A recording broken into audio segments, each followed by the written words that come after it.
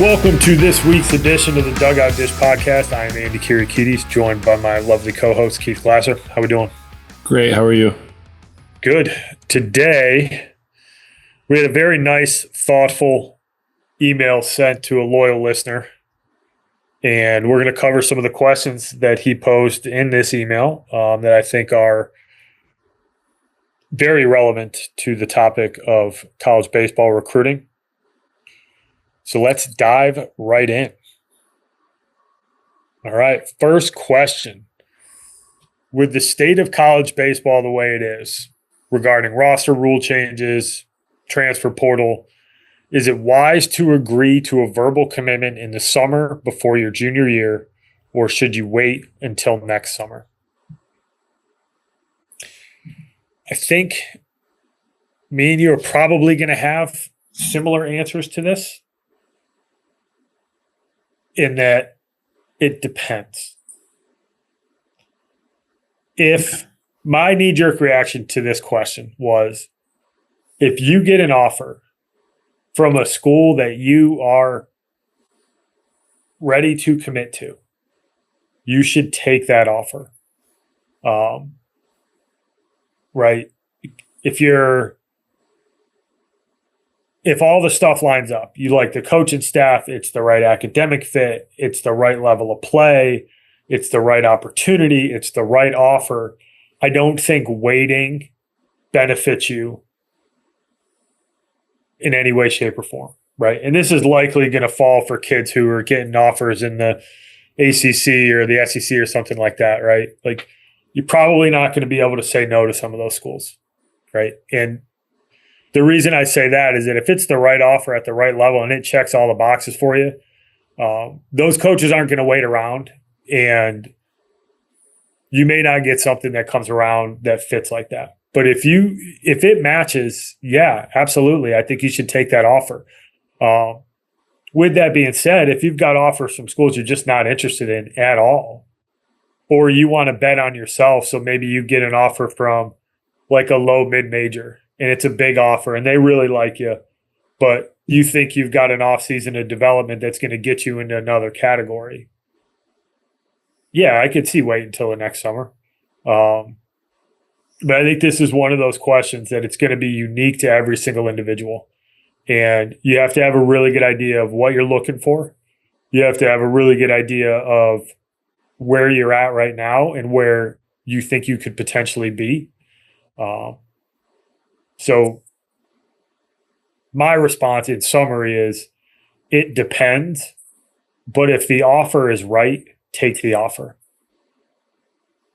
Yeah, I think that I don't really have much to add, to be completely honest. I think, if you listen to this long enough, you know that we talk more about the right fit for what it is you're looking for academically, athletically, socially, all those things. If you get an offer and it does check all of those boxes, then yeah, it's worth going down that road. But if it doesn't check all of those boxes, then it's fine to wait. And I do think that a good portion of schools, especially if you're entertaining offers before your junior year of high school, like you're probably entertaining some higher end things.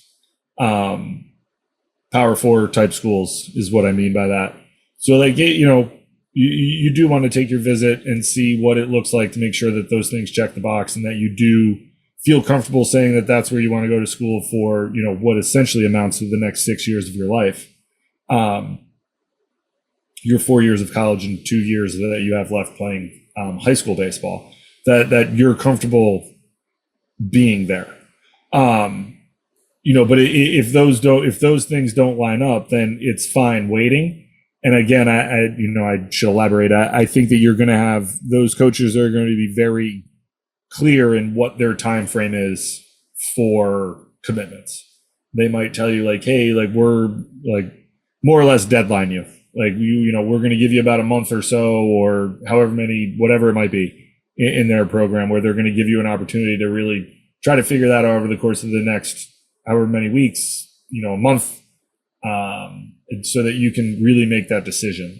But if you're not comfortable doing that, there's no problem in saying no, because the likelihood of you picking up more offers is probably pretty high if you're entertaining offers going into your junior year of high school. Very, very good point. Next question. So I'm actually going to skip down to question 4 and then 5 because they group together around the verbal commitment, right? So, hold on. Before we get to that, let's just be very clear. The verbal is exactly what it sounds like. It's a verbal. Like you're not signing anything. So you're taking their word, they're taking your word. So that's nothing is signed, nothing is signed, sealed, delivered until we decide whatever it is that we're doing, because we got rid of the national letter of intent and whatever else we have going on. So go ahead. Sorry. Yes, that is that's probably the most important thing off the top is just to understand what that is. It is very much a verbal. All right. So basically the question is, how often do coaches back out of verbal agreements? And what do you do if this happens? Right. And I think the other piece of this is like probably explaining a little bit why or how this can happen or why it may happen in certain situations. So you got a verbal agreement in place with the coach. You can back out, they can back out, right? There's nothing binding here.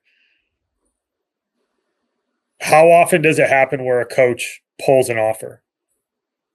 Probably less than you think, than most people think. You only hear about it on Twitter, right? And people get really verbal about it. And you kind of hear about the worst case scenario. It's not nearly as prevalent as I think a lot of people think it is, right? Where I think kind of the notion that a lot of people have regarding the verbal agreement is that, name whatever SEC school offers 20 guys and then they just pull all the offers when they decide that those guys aren't good enough or they want to go in a different direction. That's never the intention that these coaches go in with. Shouldn't say never. It's almost never the intention of over recruiting so that you can pull offers, right? But to say that it doesn't happen would be false. It does happen. It absolutely happens. And how often? I mean, that's up for debate. I think it happens at some places more than others. But I think the other piece of important context there is why does it happen? Most of the time, a coach pulls an offer for a couple potential reasons. One, you did something off the field that was so egregious that I don't want to be associated with you anymore. Easy way to get an offer pulled. Get a DUI, get arrested, like something so dumb that coach is in a situation where like you are not worth the trouble. We're moving in a different direction. The other one, and this is the hardest one to stomach, is that when you get to the highest level of college baseball, the competition level is so freaking high. And these coaches are under a lot of pressure to put the best product that they can possibly put out on the field, right? It's the blessing and the curse of being a coach. Brian O'Connor makes $2.5 million to coach at Mississippi State now, right? He is getting paid to win baseball games, not make sure that every kid feels good about the offer or everybody's super happy. Like, that's not what he gets paid to do. He has to make decisions with the program in mind. And oftentimes, if a kid does get an offer pulled, it's usually because from the time of that initial verbal commitment to when that coach ultimately pulls that offer, the development that was made by that player wasn't good enough. And you are no longer good enough to play at our level, right? Because if you're going to commit a kid in August after their junior year, right? Keith, me and you've talked about this a bunch. That kid he is 18.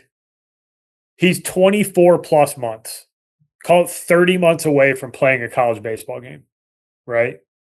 I think I'm doing my math right. 30 months away from playing a college baseball game. There's a lot of projection involved in that. Am I doing it right? I can see you doing the math with your hands. Right? I think it's 30 months. Yeah. So there's a lot of projection involved in that commitment, right?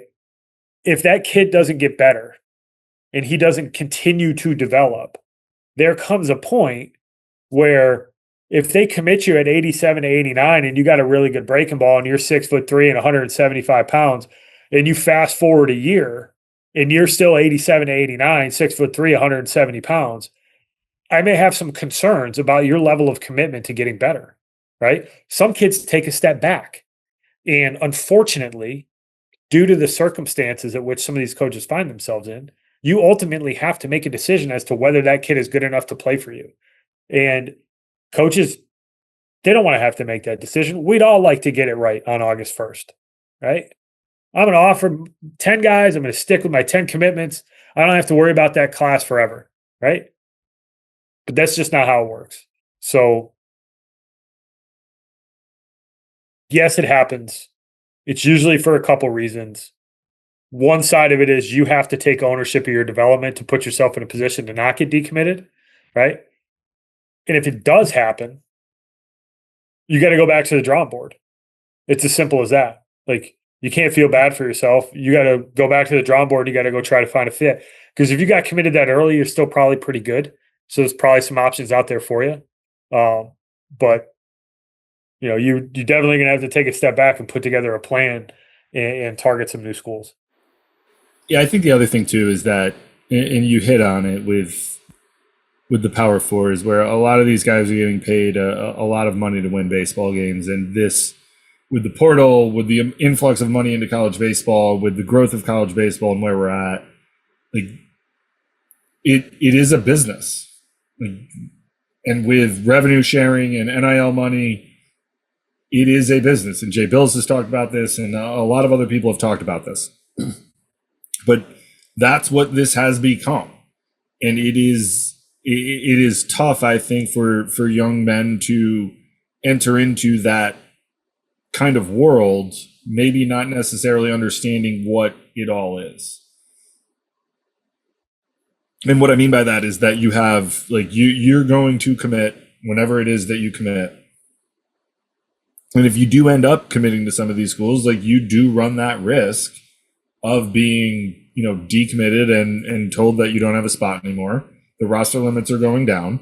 The portal is opening up more opportunities than there's ever been before. Not to say that everyone's going up, that gets in there.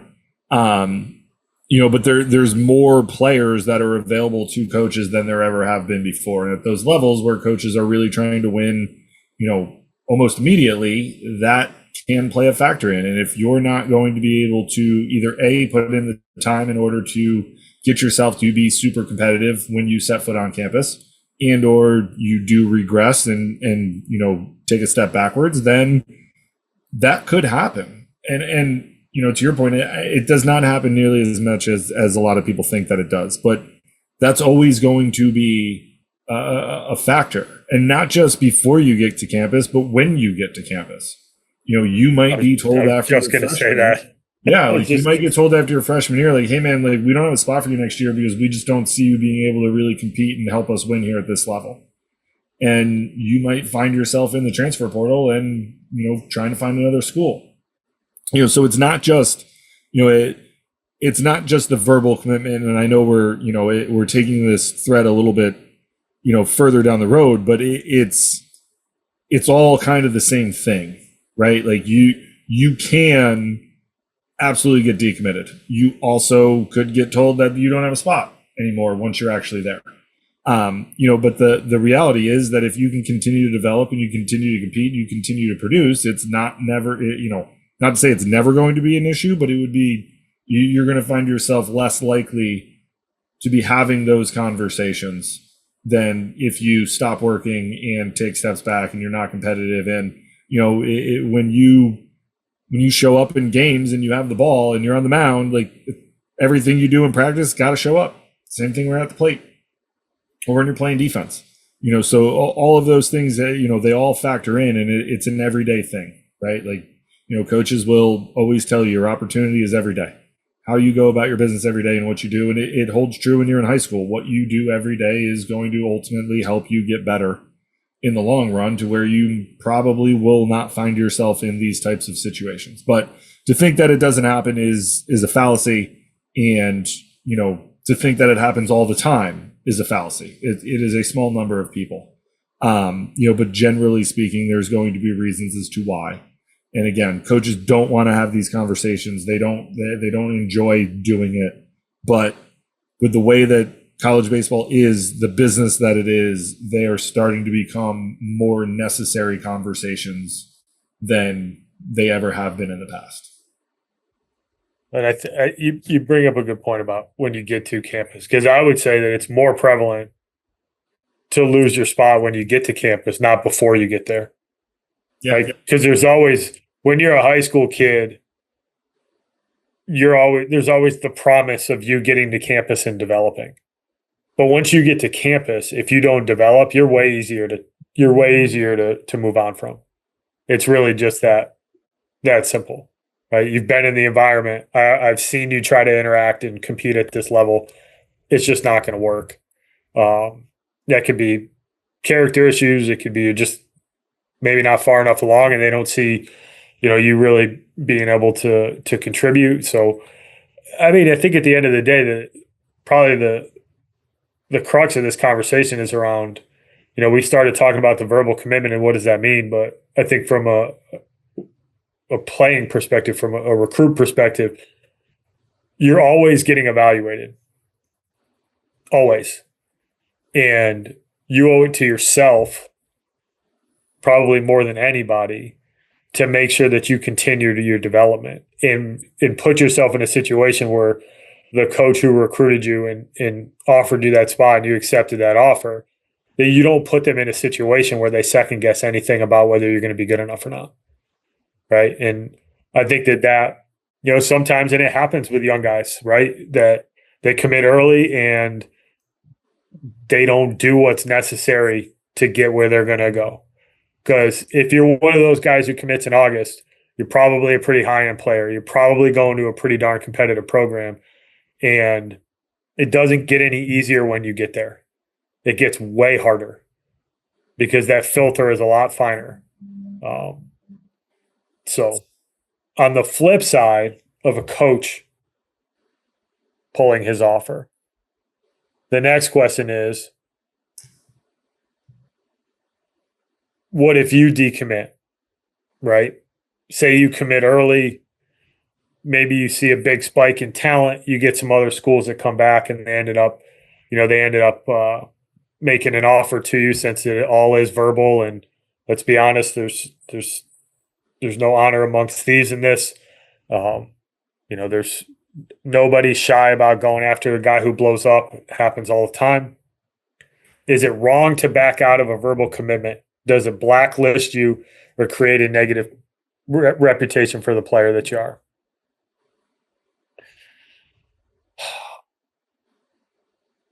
This is a good question. And I'm morally conflicted on this. And I think that my stance on this has changed a little bit in recent years, right? Really putting myself in the shoes of the player, right? And less from a coaching perspective, because I was lucky enough where we never had to pull an offer from a kid, right? So I've never done that.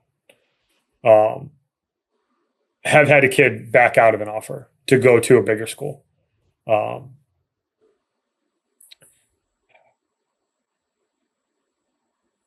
Go into your commitment with the intention of honoring it, right? You shouldn't, this would be my stance. You shouldn't take an offer to have one in hand with no intention of honoring that commitment. With that being said, say you commit to a Big Ten school, right? No offense to the Big Ten. Say you commit to a Big Ten school and an SEC comes calling 9 months later because you went from 87 to 89 to 91 to 94. I would have a hard time telling that kid, if they're ready to make the jump, I would have a hard time telling that kid and the family not to listen. And that pains me a little bit to say, because I like to think that I'm a pretty honorable dude and I stick to my commitments and I'm loyal.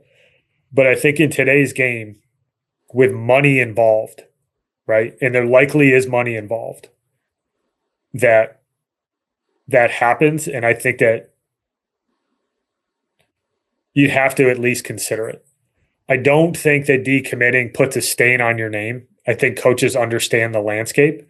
With that being said, guys who decommit and recommit and transfer and transfer and transfer, yeah, I think a lot of those guys, unless you're Andrew Fisher, who just goes and mauls baseball wherever he goes, like you're probably going to have a reputation that follows you a little bit. But yeah, this is a tough one for me to answer because part of my answer I don't like. Sure. I think that it's more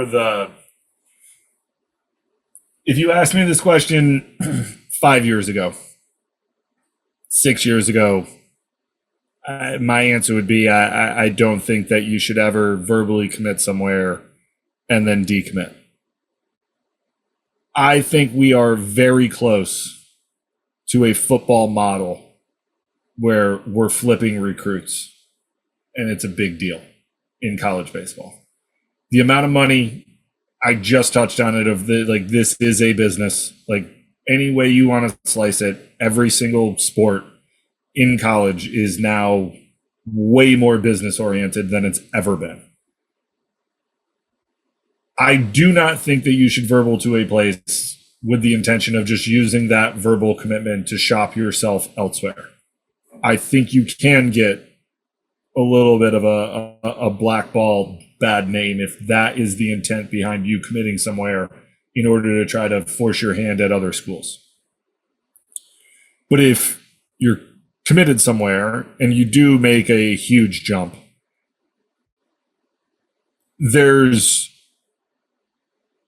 I would rather the kid, because it's your career and what it is that you're going to do, get it right on the front end instead of getting somewhere and then staying for the fall or the year and then being like, you know what, I'm just going to get in the portal anyways and try to go to that school. So I think there's multiple different ways that it happens nowadays. I think that, and I think it's hard sometimes when you have, there are recruiting pitches out there, and it's not wrong in today's landscape where coaches are openly embracing the transfer portal and saying like, hey man, if you come here and blow up, like we're okay if you jump in the portal, we'll help. And that's a completely different mindset than 5 years ago. Like that never would have happened.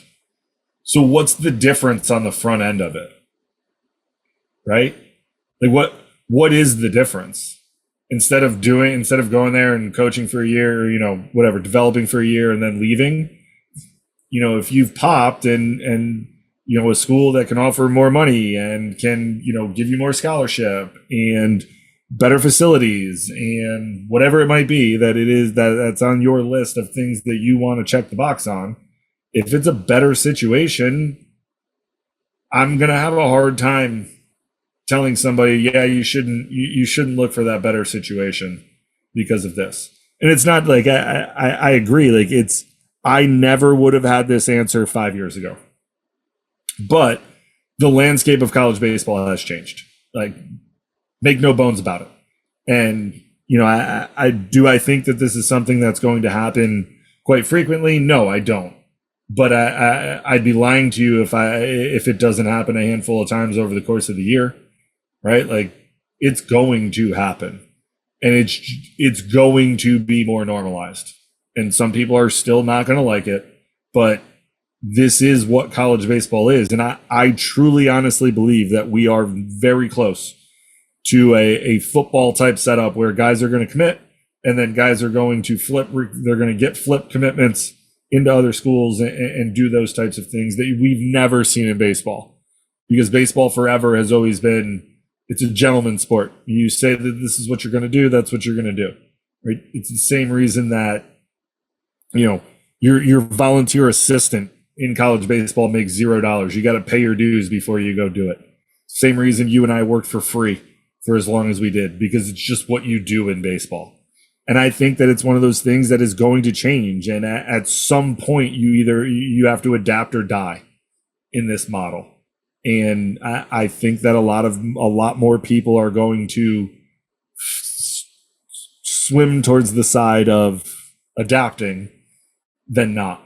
And I don't think, again, I don't think that committing and decommitting to multiple different schools on the front end and doing all that stuff is going to bode well for you.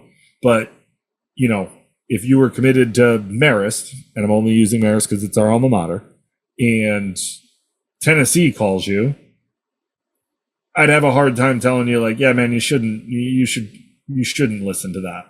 Like, that would be hard for me to do. So I agree. Like it is hard to reckon with, I think, because of the way that we came up and what has happened in college baseball. But I think it's more a microcosm of what's going on in the landscape of college baseball, that it is, until you're signed, whatever that is, this is what could potentially happen. And I do think this too, that there is the chance, right? We literally just spoke about this, that there is the chance that you can be decommitted. I think the kids should have some leverage in this as well.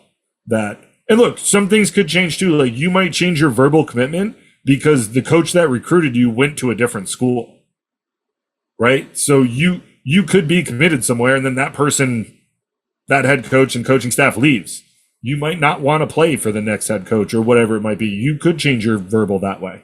But if we're just straight up talking about, you changing your verbal commitment, I would say that it would be way more of something would have to change from an athletic standpoint where you got exponentially better and a bigger fish came swimming, and that, you decided to listen to see what happened there. Is what I would say. But again, I think it's the landscape of college baseball, not necessarily what we've seen over the last 20 years before all these changes. Here's something I'll add, and I was thinking about this while you were talking.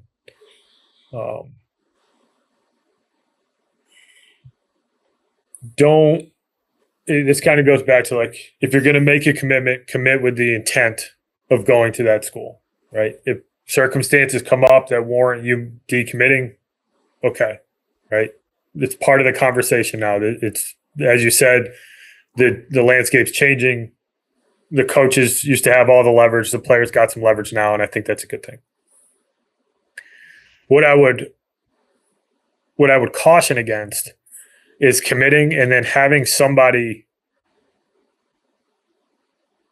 shopping you around in the background. Yeah. Because, and here's why. College baseball coaches talk. They talk a lot. A lot of us are friends. A lot of us are either friends personally or we are friends of friends. And I will tell you right now that if I get a phone call from an advisor or whoever, and he says, hey, take a look at this guy. And I go, hey, I thought he was committed to so-and-so. Yeah, but he's still looking for some other stuff. I can promise you I'm calling that coach. Yep. Maybe not all coaches would follow that rule, right? Some of them may pursue that kid because that's how they operate. That's their prerogative. But if I get that phone call, I am calling that coach and going, hey, man, just a heads up. I just got a call from this guy. So-and-so is looking for other offers. And you're probably going to lose the offer that you have. So there's that. The other thing I would caution against is that if you make that commitment in August, people getting in your ear that you're better than where you committed. And this happens. It happens more than it should, right? And I hear about this more than I should. But you get a kid who goes from 85 to 88 to 88 to 91, and all of a sudden there's somebody that says, hey, man, I think you're better than the school you committed to. I know a guy. Let me call him and see if they're interested. Be very, very cautious of people that are willing to do that, Because one, they're probably not that trustworthy. Two, you get yourself into the shopping around conversation. And three, that person doesn't have any skin in the game at all. And oftentimes, the people who make these suggestions do not have all the information they need to have an educated opinion from the coaching staff, from the development plan, from the academic fit, from the social fit. They don't have all they need to have an educated opinion on where you fit in college baseball. And that becomes incredibly problematic for me. So those are two things that when you're talking about you make that verbal commitment, outside of what we said up top, those are two things I would strongly caution against, is shopping that offer and then listening to somebody who's probably not all that well informed in your situation, no matter how much they think they are, telling you that you belong at a quote unquote better school. Because on paper, a school might have a bigger name, but it doesn't mean that it's a better fit. And that stuff, it breaks me. It breaks me. Yeah, I mean, I think the other thing too, like if you, to that point, if you've verbaled somewhere and none of those bigger schools are calling you, like you're not being recruited by them. They won't be coy about it. No, they won't. Anything else you want to add on the verbal conversation? No, sir. All right. So we got kind of a two-part here. First, I want to tackle the academic portion of it. So if coaches do offer, is there a financial portion of the scholarship? And I think what we're driving at here is more around the performance, academic performance, merit-based scholarship, and can that be a part of an offer? Simple answer to that question is yes. Most schools can stack. If they don't give you a full scholarship, which is actually likely to become a thing to a certain extent in college baseball, you do have the ability to get academic-based money as a part of your offer, right? And it's a reason that me and you stress, be the best student you can be, because there's still going to be a small percentage of schools that are going to have enough scholarships to offer full scholarships. Most are still probably going to be partial. So you could get a 60% baseball scholarship and maybe you get another 30% because you're a really, really good student. So that is very much a thing. Yeah. I'm sorry. I thought you were going to keep talking. I didn't know if you had anything else you wanted to add to that. No, I mean, I think that the vast majority of schools are at the very least going to be able to tell you your academic and merit side of things. Some schools, and I think more moving towards this model too, would be able to tell you, or at least give you a very, very close ballpark number of what you would get need-based as well. It could change based off of whenever you file your FAFSA and all that other stuff, but they can generally look at some financial stuff and give you a really good ballpark number of like, it's going to be between, 30 and 35,000 that you'll get in need-based money, whatever that looks like. Right. So that will be a part of your initial offer. And I think that is, it holds true across all levels, Division 1, 2, 3, especially in Division 3, because I think that you want to be able to make the decision, if you get an offer, is it going to be affordable, so that early on in the process, for two different reasons. One, for you, and two, so that you and the coaching staff doesn't waste their time. Because if it looks like it's not going to be affordable by any stretch of the imagination, they're going to want to move on from you, not negatively, but hey, you're not going to be able to afford this. Fine. Like, there's a lot of people who can't. That's good. Like, let me know if there's anything it is that I can help you with further on down the road. But it'll be a part of that initial offer before you would verbal that you have at least a pretty good ballpark idea of what you would be looking at financially for school. Yeah, I'll give an example of how this can kind of go down, because we just had a family go through this. I won't get into the details of the school or anything, but I'll give you kind of the breakdown of how it all went down. They ended up seeing this guy enough. They ended up really liking him. They had a baseball number in mind. right? In terms of how much they were going to offer him from a baseball perspective. But I get a call, say, hey, can you get me his transcripts and his test scores? Because we need to go run his stuff by the academic department, the admissions department, because we want to get a read on how much merit money he's going to get.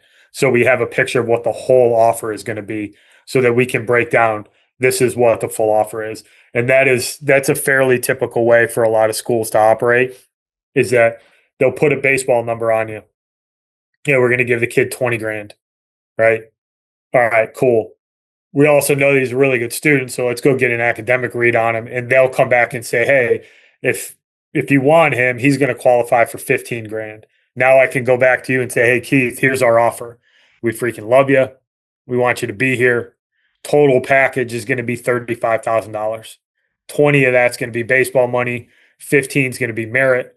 The 15,000 in merit is going to be reliant on you getting a 3.0. And you'll have access to that money for 4 years, right? So that's typically how that goes down. So yes, academic money can be a part of it. The second part of this question is a little bit of a slipperier, more slippery. Struggling to say it, huh? That's why it's slippery. Slippity dippity. Basically, the crux of the question is, if you get offers, can you negotiate?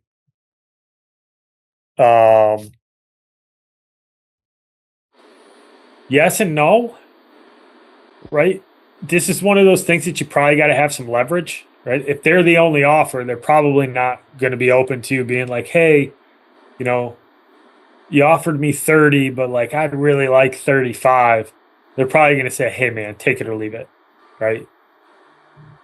But if you've got 4 or 5 offers and you say, hey coach, I freaking love it there and I want to be there, but you guys offered me 30 and I got an offer from another school that I also really like and they offered me 38. Like, can you at least match it? And like, we'll do the deal. I don't think that that's crazy.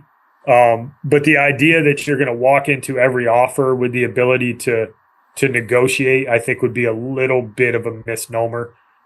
Coaches still have to kind of balance their checkbook, if you will. And they assign, basically what you're doing is you're assigning a value to the player. And, think of it like free agency in Major League Baseball, is that like, you kind of got a market value. And that's going to be predicated by the schools that are actually in the mix and are, willing to make an offer for you. So I wouldn't go in with the idea that you're going to be able to negotiate up your scholarship. With that being said, if you've got 4 or 5 offers that you can comp, I do think there is room for a conversation of, hey coach, I freaking love it there, but I got another school is offering me a lot more money. Can you get a little bit closer? But once again, that's a slippery slope, right? And there's some coaches who say, all right, man, we're not even offering you anymore. So I guess. Yeah, I mean, I think you can probably, here's the 2 things I would say. I think you can probably attempt to negotiate some semblance of NIL money. And even that, it's all dependent upon whatever it is that they have. The other thing I would say is that you can likely negotiate the need-based financial aid piece when it comes back from the FAFSA and all that other stuff with financial aid. I think there is a small chance that you can, if you have some leverage of like, hey, I really like this place, it's, across the same profile of school from everything, right? The price, the whatever it might be. I'm getting, to your point, 35 with you guys, they're giving me 38, like that $3,000 really would make a huge difference. Yeah, I think that is a fair question to ask, but also understand they might be like, yeah, no, 35 is what you get. We don't have any more money. Like this is our maxed out number. And understand that you might get told no. But I think you're better off trying to, if you're looking to somehow get more money for things, I think the NIL now and just general financial aid from a need-based standpoint is a far better route for you to go, because it's all going to go to the same place. It's all going to essentially pay for your school. So, if $3,000 is the number, let's say, and you can't get it baseball wise, you might be able to get it out of financial aid of like, hey, this is my top choice. This is really where I want to go. A couple other schools have offered a little bit more money, which makes it a little bit more affordable for us as a family. Do you think you could, find a little bit more from a need-based standpoint so that we can afford this school and that this can be the place I want to go to? Would probably be my advice. Not to say that you can't negotiate, but understand that the likelihood is that you'll be. I don't really think that there's a lot of people out there lowballing players. So the likelihood would be like, yeah, no, we don't. This is we don't have that much scholarship money left, or this is the final offer. If you need to get more money, like financial aid might be the better route to go. So understand the likelihood will probably be no, but I do think there's no hurt in asking if it's presented the right way. If you just go in and say like, I want more money, like the likelihood is going to be like, you ain't getting any more money and we're pulling this offer right now. But if it's like, hey, is there any way and I think if you phrase it in a way of like, is there any way we could get, $3,000 more? What would that look like? What, is it baseball? Is it financial aid? Is it what does that look like for us to be able to afford this? I think that's more well received in that type of quote unquote negotiation. Well said. Last question. This is a good one. In the new dynamic of baseball recruitment, it's a great way to put it, by the way. Do you think tournament play is still the best way to get recruited, or should players go to individual college baseball camps / showcases that seem to be happening a lot lately? All right. Coaches still want to see you playing games, period. Even outside of the camp showcase setting, right? On-campus camps are usually used for two things. It's usually either to identify a player and get to know them a little bit, or it's to kind of finish the process, right? It's kind of at one end or the other. But I think if you're going about this, you probably need to do both, right? And once again, timing dictates this. If you're a 2028, you probably don't need to spend a lot of time running around to a bunch of college camps this summer, right? If you want to go to an on-campus camp because it's convenient, great. I think that playing and focusing on developing is probably going to be a smarter path. If you're a 2027 and you're a really, really good player, and that's been confirmed by multiple parties, and you have some schools that you think you are a fit at, I don't think it hurts at all to go to any of those camps. Right. I think in some ways it can legitimately move the needle, especially if the timing of it is right and you actually fit at those particular schools. Right. And we've talked about this, and it's really important that you're targeting the right schools. Right. Like if you're going to go to Arkansas's camp, you need to be Arkansas caliber, or else, you're probably just wasting money to go to camp, which is, for some kids is fine. But if you're 27 and you're 80 to 82, you're not getting in the mix at Arkansas. Right. It's just that simple. But if you're 88 to 91 as a 27 and you spin a really good breaking ball and Arkansas is your dream school and there's no other way to get in front of those guys, go to camp. Go and shoot your shot. But I think the core of it is still tournaments and playing. I think you need to work hard to get your name out there, either via social media, working with someone like us, working closely with your travel ball coaches, specifically in the early part of it when you can't directly contact coaches.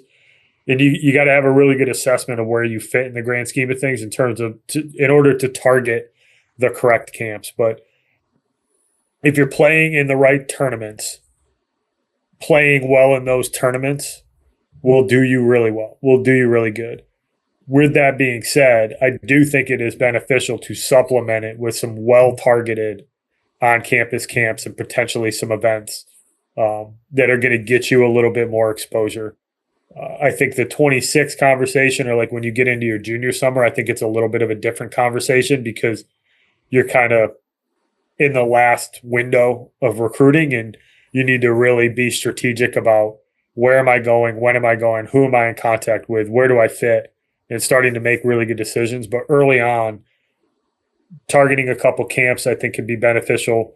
But most importantly, you need to go and play well, and you need to play well in the bigger events, right? Down in Georgia, um, any type of invite stuff, your state games, futures games, like if you get a chance to play in those types of events and you go and play well, and I still consider that to be like, even though the state games and the futures games are kind of invite type stuff, I still consider that like tournament setting, like you're playing real games versus going to an on-campus camp where you're going to have a workout and there'll be some instruction. Like I separate them that way. I don't necessarily separate it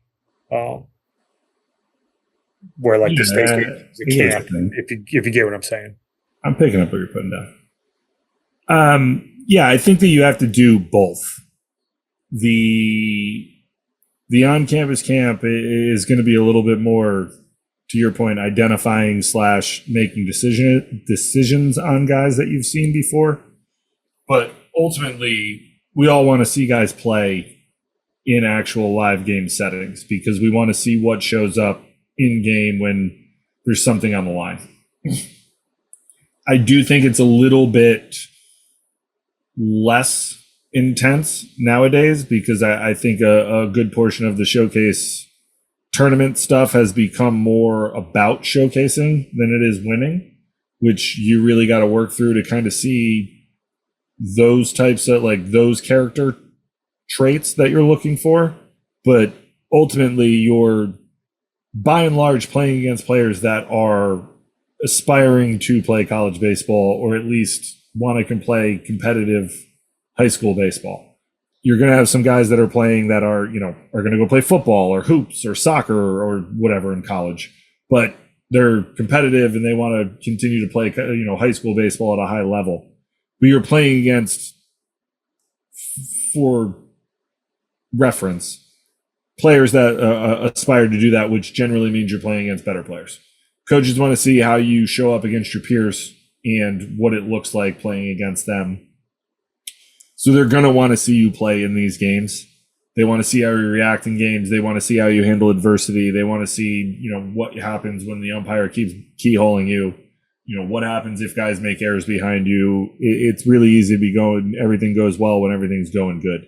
But who are you when it's a little bit tougher? And, they also want to see what it is like when you're going good. Are you still a good teammate? Are you still, working on things you have to get better at? That's a lot.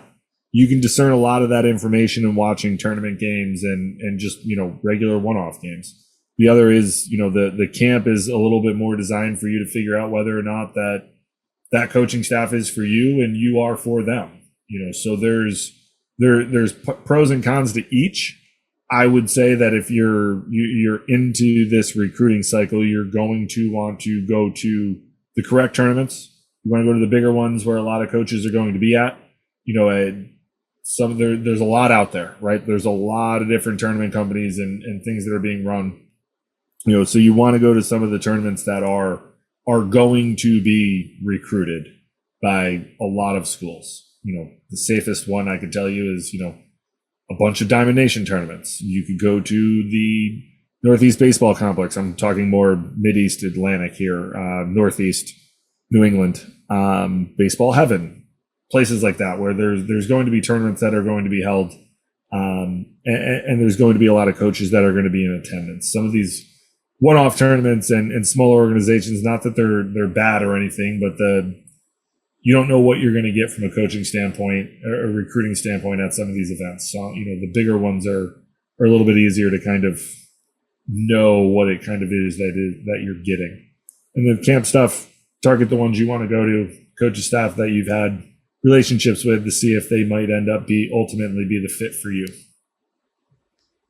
Yeah, I think it's important to note on this particular topic that these conversations are a lot more detailed and a lot more valuable when you're talking about a specific kid in their situation, a specific family in their situation, because every single, and we've talked about this plenty, but every single kid's path to getting recruited to play college baseball is going to be a little bit different. So, regardless of talent level, this conversation can go a lot of different ways based on the individual player and the individual situation of that player, the target schools, where they are from a physical perspective, where they might be from a physical perspective. When you're talking about like projectability, the timing of when to get out in front of some guys, that is all going to be very specific to the individual player and the individual family. But in general, I think we answered that question. Yes. Anything else you want to add? No, sir. All right. That is it. Thank you again for the loyal listener who took the time to send an email. We enjoy getting these. They're always fun to read through. It's always fun to communicate and hear from listeners. And it's just kind of cool to have people reach out and say, hey, love the podcast. Would love for you guys to talk about this. So for those of you listening, do not be shy. You can hit us up on social media, DM us, can email us directly through our website. But if you have specific questions that you want answered, and if you listen, we release kind of a longer form version on Thursdays and we do a shorter version on Mondays. We're happy to tackle any questions that come across from listeners in either one of those formats. It'll just kind of depend on the length of the questions and the type of questions that we get. Sometimes it lends itself to 5 or 10 minute quick. Other times it lends itself to where we want to take some time to expand upon it and add a little bit more detail to the conversation. So keep them coming. We appreciate them. Thank you again for listening. Make sure you tune in next week. We'll have some more good content for you. Thanks, everybody. Thank you for listening this week. If you're watching on YouTube, go ahead and hit that subscribe button and smash that like button for us. Check us out on Apple Podcasts, Google Podcasts, as well as Spotify. You can follow us on Twitter and Instagram at EMD Baseball. If you want to find out what me and Keith do to help families and players navigate the recruiting process, go ahead and check us out on emdbaseball.com. Take a few minutes to check out our new online academy. I promise you'll get some good information out of that. Thanks again for listening. Check in with you next week.